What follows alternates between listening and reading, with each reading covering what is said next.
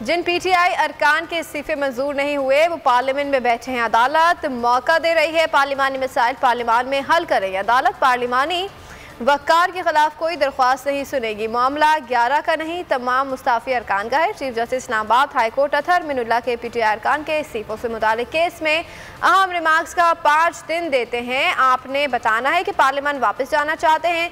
आप गलती तस्लीम करें कि इस्तीफ़ा दे दिया। तहरीक इंसाफ के वकील ने कहा कि आप एक अच्छा ऑप्शन दे रहे हैं, हमें सोचने का वक्त दें, जिसके बाद समाअत गैर मुय्यना मुद्दत तक के लिए मुलतवी कर दी गई।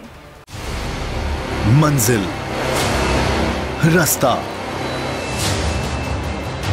जज्बा,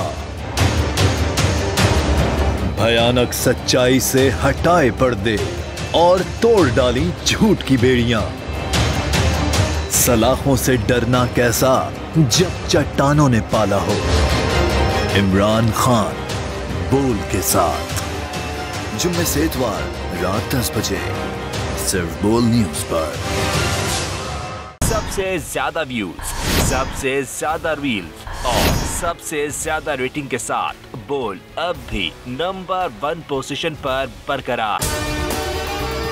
अगर आपको हमारी ये वीडियो पसंद आई है तो लाइक पर क्लिक कीजिए, सब्सक्राइब करें और बेल दबाएं ताकि कोई खबर रह न जाए।